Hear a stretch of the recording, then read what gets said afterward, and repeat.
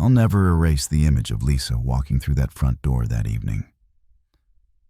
Her smile was effortless, carefree, the same one she used to save just for me back when things were good between us.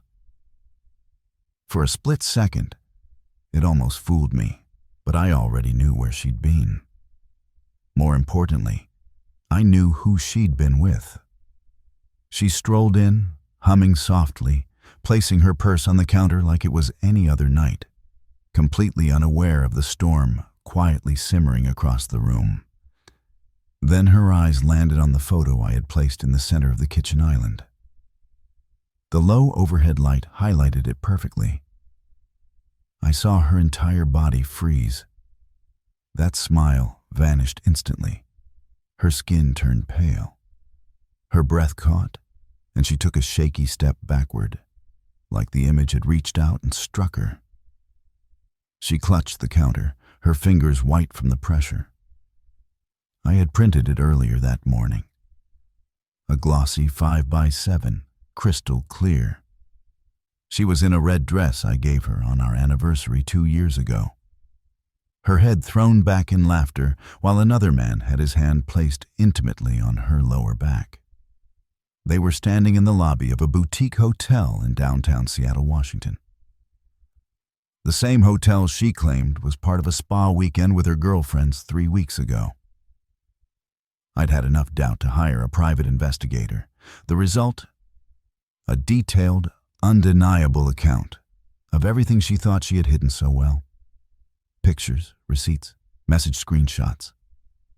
I'd stared at them for weeks, night after night, letting the truth settle in until I could face it head on.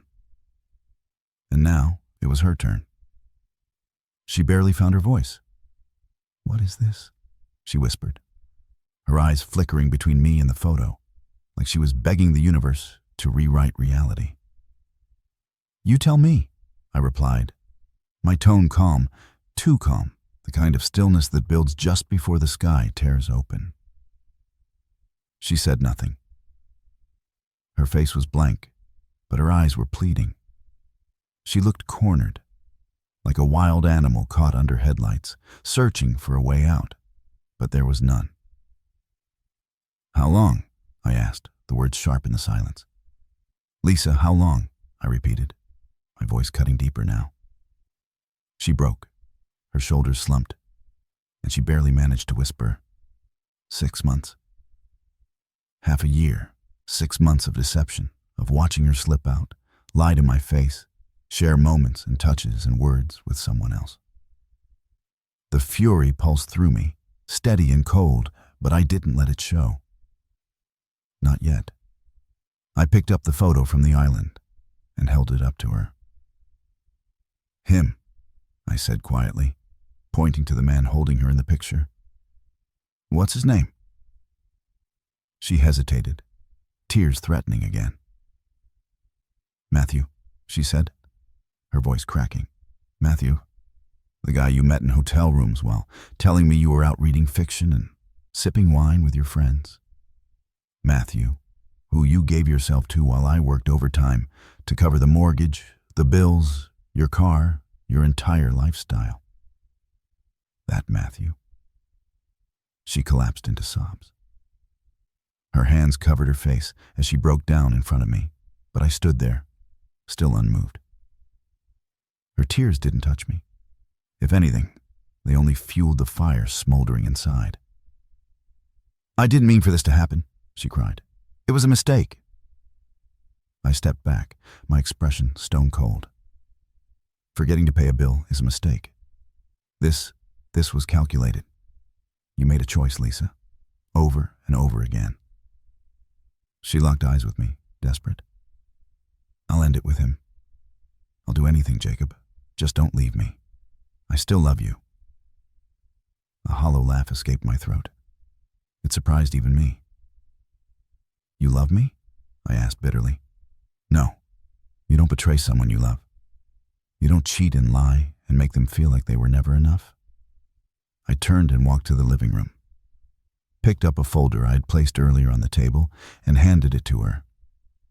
"Look through it," I said flatly. Her hands shook as she flipped through the contents. Every damning piece of evidence neatly organized. Her expression crumbled with each page. When she looked up again, I cut her off. "No more," I said. "I've already spoken to a lawyer. The passwords are changed. The locks, too. I want you out by tomorrow. Divorce papers will be served next week." She gasped, like she'd just been punched. "No, Jacob, don't do this. We can fix it. Please, counseling. We can work through this." "There's no fixing this," I snapped. "You ended us the moment you let him into your life." I just took my time realizing it. She fell to the ground, sobbing, begging. But it was already too late. Her cries couldn't erase that photo from my mind, or the image of her pressed against another man. I left her there, broken, and walked upstairs.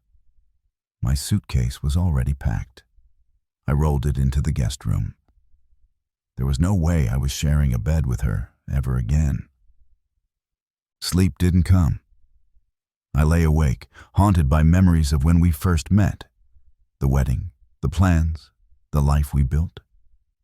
How much of it had been a lie? How long had she been faking it?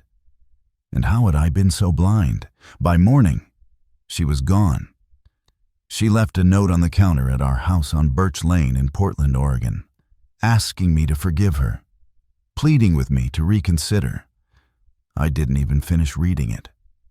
The weeks that followed were hard, but I stayed busy. Threw myself into work, caught up with friends, started therapy. Slowly, the anger and bitterness loosened their grip. Healing came slowly, but it came. Then one afternoon, I received a message from Matthew's wife. She had discovered the affair too. We decided to meet over coffee at a cafe on State Street in Boise, Idaho. We talked about our heartbreak, the betrayal, and how we were moving on. It was oddly comforting, sharing pain with someone who understood it firsthand. We made a quiet promise to remind each other that we deserved better. Months later, I heard through someone that Lisa and Matthew didn't last, that things had fallen apart. She left the city soon after. I didn't feel vindicated, only closure. The photo that sparked it all now lies in a box tucked deep in my closet, a painful relic of a life I once had. But it serves its purpose, a reminder to trust my gut, to never accept less than I deserve, to value honesty above all. As for me, I'm okay now. Actually, I'm more than okay. I've started dating again, carefully, cautiously, but with hope. I feel something I hadn't felt in a long time. Freedom. Freedom to live my truth, to love again, and to be genuinely happy. And that, I've realized, is the sweetest revenge of all. So if this story touched you, don't forget to like the video, subscribe to the channel, and hit that bell icon. Thanks for watching.